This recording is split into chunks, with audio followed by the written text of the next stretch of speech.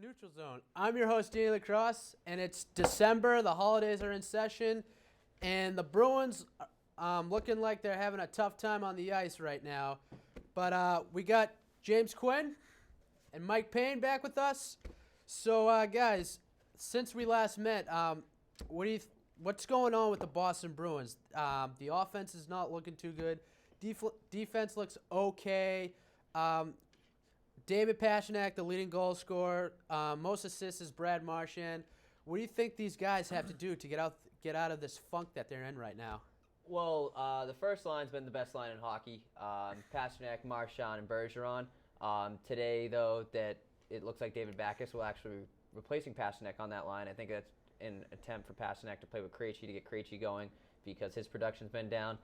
They did say coming into the season it might be a slow start for him with an injured hip. So hopefully, they can get some production. Dominic Moore on the fourth line has 7 goals, and that's actually as many as Brad Marchand. Yeah, I totally agree. I think another bright spot's been the back end, and Tuukka Rask. He's had one hell of a season, a Vezina-like season, and you can't take away anything that David Pasternak's done so far, leading the league in goals, 18 goals. Really like to see something like that. I think Mike will agree with me too. The resurgence of, or I should say, the coming out party of Brendan Carlos definitely been a bright spot on that team in the back end. Yeah, Pasternak's still a young kid, but he's looking very good with this Boston Bruins team. And Boston is a young team and building team. Tuukka Rask having a hell of a season. I feel like he's the key part of this team right now. He's without him, I feel like it would just be a little tougher with the Boston fans right here. But Tuukka Rask having a hell of a season, Mike, and he's looking good right now. David Pastrnak looking good. Brandon Carlos also. And so yesterday, Bruins had a Sunday afternoon practice, and so Pastrnak and Bex are switching spots. What do you guys think about that? I know you just quickly brought it up, Quinny, but what do you guys think? What do you guys see that Claude Julien's doing? I don't mind seeing changes to see if something else works besides what's going on lately. So, go. After you, sir. Thank you very much. You're welcome.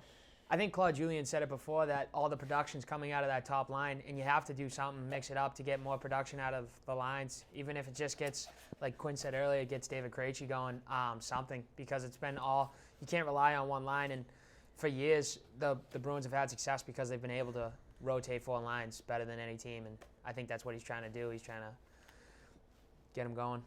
I definitely agree with Mike. It's definitely an attempt to get that second line going with Krejci. I don't know. Vetrano is on his way back. I don't know if they necessarily have as much trust in him. His numbers are a little inflated last year. He scored 6 goals in 30 games, which isn't so bad for a rookie, but it's also a little bit inflated because he did have a hat trick in one game against Pittsburgh last year, the first week of December. Yeah, Frank Vetrano's been out for quite some time now, and yeah, he's still a rookie kid. I mean, you can't rely on the rookie guys, but they do got to bring some potential.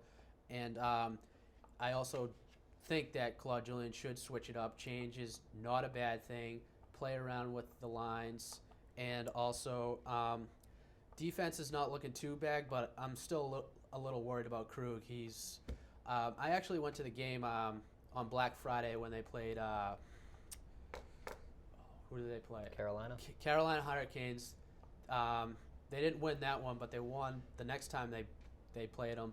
But I kept seeing Krug just tossing the puck in the middle of the ice, and it didn't look bad. And every time he tossed the puck in the middle of the ice, one of the Carolina forwards or defense just got it and just went on to the other side. Because half of the time they were on the Boston Bruins end. I think as far as a changeup, I think he's one you'd have to look at assessing his power play time. They've given up 4 shorthanded goals this year, and he's actually been on the ice for all of them. Real big hustle play against Colorado last week, trying to keep the puck in, but he keeps the puck in, it goes right to Nathan MacKinnon, who's one of the elite talents of the NHL. MacKinnon actually ran out of gas, but had one heck of a shot to go top corner on Khudobin. Yeah, Krug's a tough situation because you like his puck movement skills. You give up a lot of size, bringing in an undersized defenseman. You use him for his power play, but I mean, he has been producing on the power play, and like you just said, he's been turning the puck over. So if he can't produce in those two areas, then you just have an undersized defenseman back there getting pushed around. Yeah. I don't know. I'm still hesitant about that situation. I don't know. It just bothers me that a kid like that should know, what to do in a situation like that. But yeah, I don't. You can disagree with me, but I do think Crew can perform a little bit better than he has been. Also, yeah, the Bruins are not looking too bad on the defensive end, but that offensive switch up we should see what happens actually tonight at I believe it's 7:30. Also, the Pats are on tonight, so we'll see what happens with that. And Matt Bolesky is missing 4 weeks for a knee injury. What do you guys think about this? It's tough blow to the roster. He hasn't been producing like you would expect him. Yeah. I think when he was signed as a free agent, we were expecting around 20 goals from him. He didn't meet that last year, and he was far away from that pace this year. He's kind of struggling to get going. He started putting the puck on net more, which I did like right before the injury. But going forward, when he does return, it's going to be interesting to see how he fits into this team and whether that signing's going to work out for them. Yeah, the year before he got here, he was with Anaheim, and I believe he scored 19 goals, and I think a lot of Bruins fans were expecting him to be on that 20-goal pace, but it hasn't really panned out yet. I still love his hustle. I love his character. He grinds, not afraid to go to the corners. So we're going to miss that, but at the same time, I think it's a good opportunity, whereas a player wasn't producing as well. Maybe bring some fresh legs up. I know Nola Chari just came back recently. Maybe give him some more minutes. Just really, you got to find something to get this team going, because right now they're at a standstill. The only line really producing is the first line. So, yeah, give the young guys a chance to prove that they could be NHL ready. Bring them up, give them a chance on the TD Garden ice, and see what they have, fighting for a future spot or something. While another guy like Bolesky is out, but yeah, like they gotta find some sort of funk going on right now. They're in a little bit of a rough patch right now, and I just hate to see something like this ending the 2016 and going into the new year, and just before you know it, it's just going to be playoffs, and I'm nervous that we might not even make the first round or even make the cut of the playoffs line. right. I definitely think one thing to consider too is Marchand and Bergeron both produced last year. Marchand had 37 goals, and Bergeron was just over 30. So, and that was the line. They was kind of a teeter-totter of who was going to play with them. Brent Connolly spent time with that line, Jimmy Hayes. So I think that line's going to produce no matter what. Bergeron's off to a slow start this season, but that line, they possess the puck really well, and I think they can, maybe whether that is Backus or that's Vetrano when he comes back, that line will find their groove again. It's about getting that second line going. Yeah, I'd very much like to see Vetrano come back strong, play with that line. That line still produce. Pasternak, maybe stick with Krejci. At least get two lines going, something, because I really hate to miss out, like you said, by a couple points, and that's been the story the last 2 years. And if it happens 3 years in a row, it's a serious problem. Yeah, like you can't.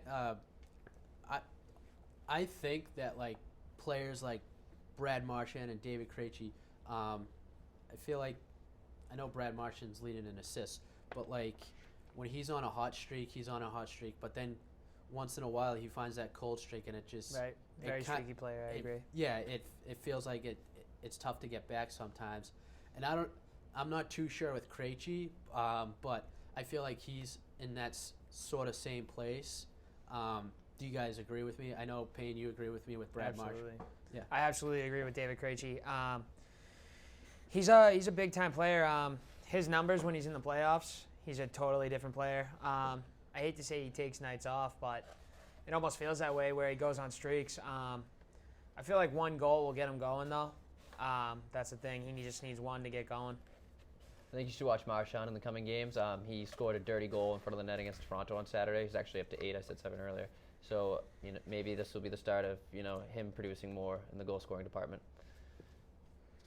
Yeah, definitely. I would like to see that. Like I said, when he's in a cold streak, he's in a cold streak. But let's go on and talk more about Tuukka Rask. Compared to last year, I know we mentioned this probably last month, but do you guys like the outcome so far with Tuukka Rask in the net? Absolutely. He's a Vezina MVP, MVP of the NHL and the team as far as how well he's played. He's been outstanding. He's really taking the burden off that defenseman because they are struggling. So it's nice to see him rebound, especially with how last year ended in him. I totally agree. I think right now he's an MVP and a Vezina trophy candidate. His goals against is unbelievable. I'm not really sure. I know it's sub 2, but I'm not really sure the exact number. But he's having one hell of a season, and he's the only reason the Bruins are where they are, I believe, with a struggling young defense core or an injured defense core that they have. Yeah, absolutely. I totally see a difference compared to this year and last year. Yeah, and in recent news, I'm not too. I didn't get in too deep with this guy. We just got a three-year entry level signing contract with a guy from Saskatchewan, Canada, I believe. He's in the WHL. Trying to think of his name right. Give me a second here. It's just.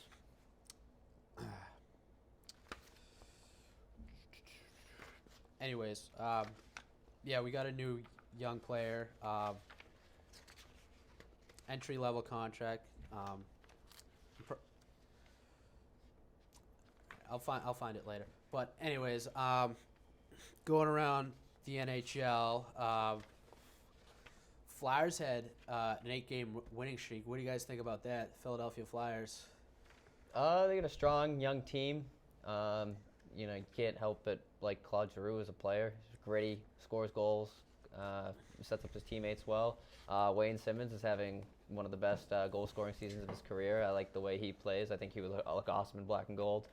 And then Gotta Spears, a really up-and-coming defenseman. He's what you would hope Torrey Krug would be. Yeah, I totally agree.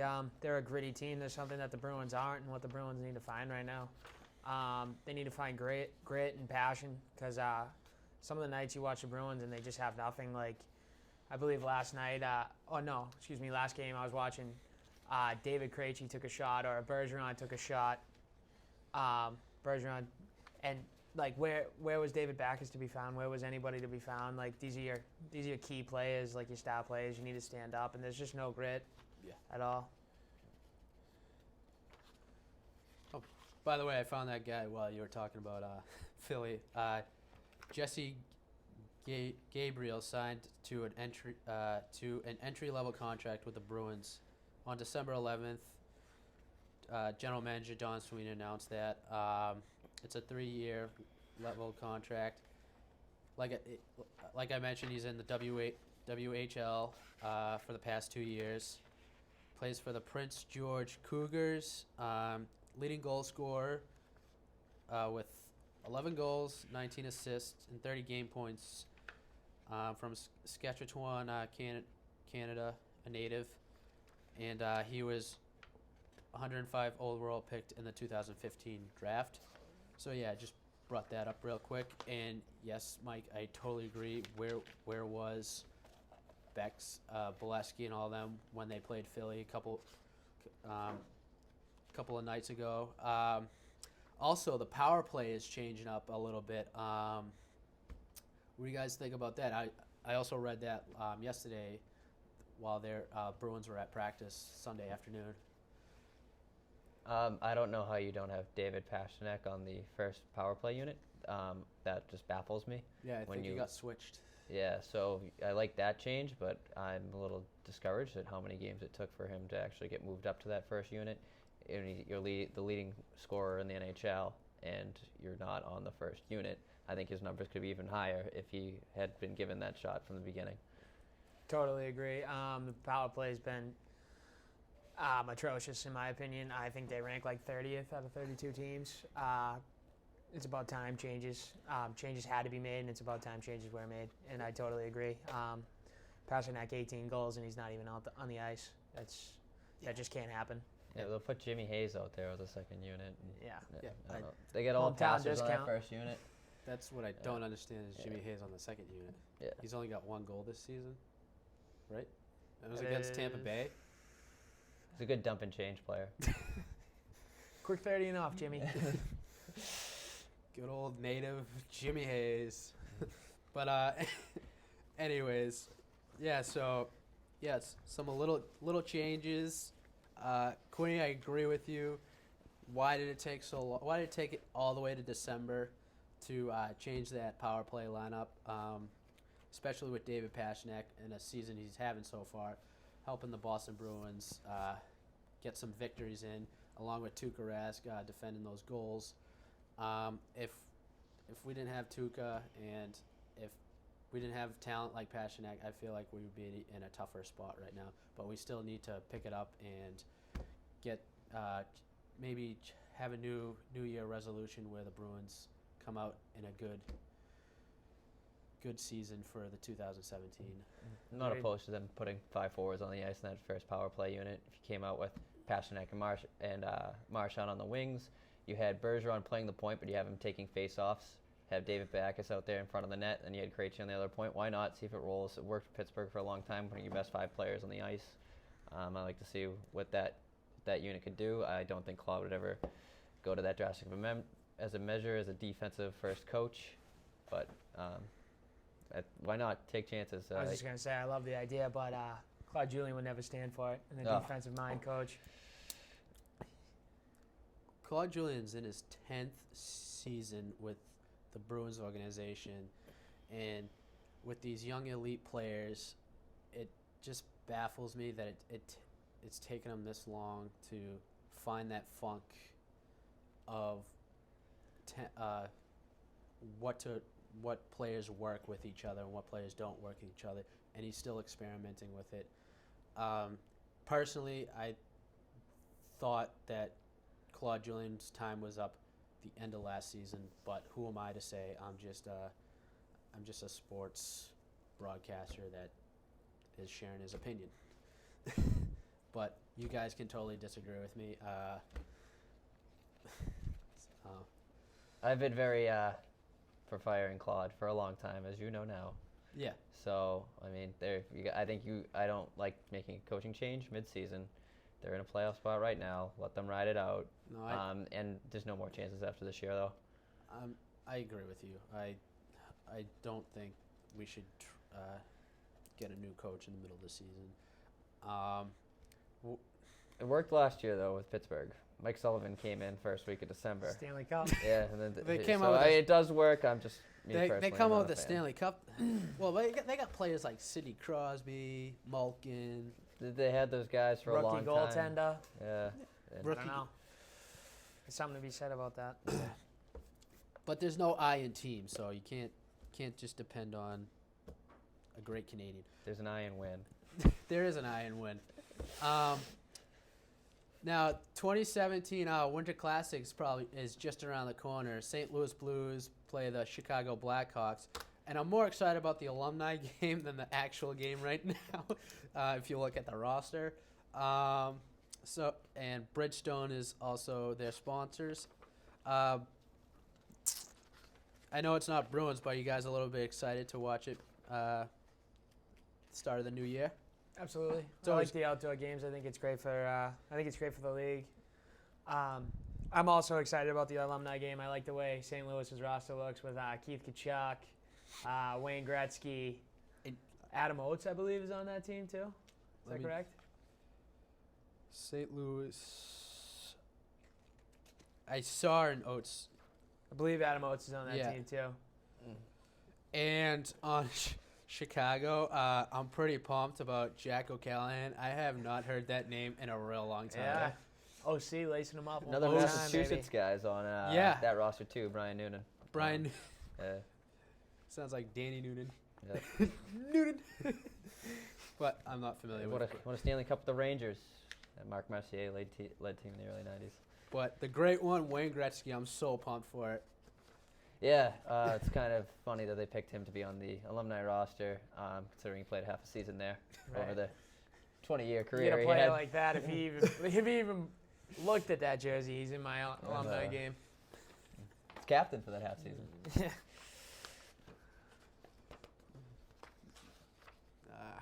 Wayne Gretzky, Jack O'Connor. I'm pumped. I am pumped. Bruins, they can't seem to figure it out, though, with that second goaltender, huh? No. Khudobin's jumping in. Khudobin's been in a funk, and I just don't understand it. I was excited for that re-signing because I thought he played well with the Bruins a couple years ago. I thought he was going to solidify that backup position again, but yeah, he's struggled. Yeah, I don't know what his problem is. I don't know if it's a lingering injury that he had early in the season, but like you said, he just doesn't look comfortable in there. He's letting in goals from the top of the circles, short side. And I don't know what's going on. I always felt he would be a fringe starter somewhere someday, but he's definitely not playing like that. The way he's playing. It seemed like that too, yeah. When he played with the Bruins. He played with a couple good years in Carolina too, and Cam Ward was out for a lot of time. All right, so I have an opinion question for you. What do you think, as an organizations for the Boston Bruins, you have Cam Neely, owner, Don Sweeney, GM, and head coach Claude Julien. What do they need to do in order to stay as a playoff contending team and make this team consistent? Not a consistent team and winning more games than losing more games. Opinion. What do they need to? What do they need? What do they need to do? I know we had some line changes. We had power play line changes, but overall, as an organization, I think they just need to become more balanced. I go back like you said, you're only getting production out of a David Pastrnak, and he's playing with Bergeron and Marchand. So your three best players right there. That is all your production. So I think that's more balance. You're relying heavy on Tuukka Rask right now, who's playing on his head, who deserves all the credit so far for where they are, I believe.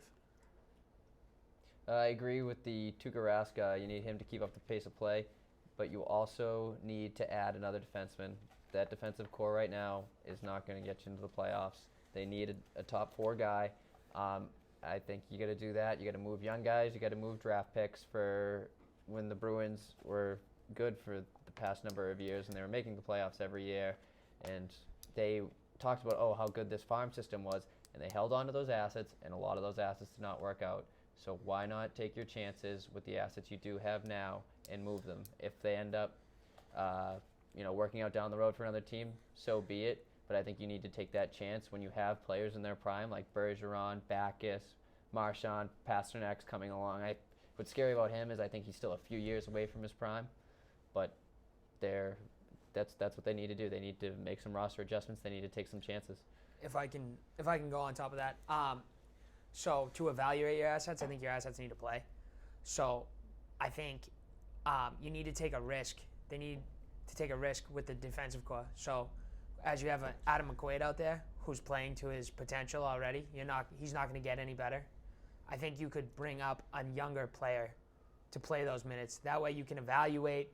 He might become something. He might become an NHL-ready defenseman. I just think right now, Adam McQuaid being on the ice is honestly hurting the team because he's not making us better. He's playing to his potential already. So I don't know. I just like to see some changes, I guess. Like to see them take a chance maybe again with Ojara again. Yes, exactly. That's exactly what I'm looking for. I like to see some, line roster changes, like you said, Quinny, and balance, like you said, Payne. I'm on both of you guys' pages. I think we need to bring balance, whether that's spending some money, bringing in good players that can be coached and have balance with these other elite players that are on the roster and can play to our can play with our other players and just have balance and just work with each other and make things work. So I'm on your page, balance, roster changes, and let's take a look at the rest of the December and rest of the year schedule. So the 12th we got the Canadians. That's tonight. 14th. I can't. Sorry, guys. You're gonna have to read that one amongst yourselves. And we got the Ducks, the Kings. I think that's the Islanders.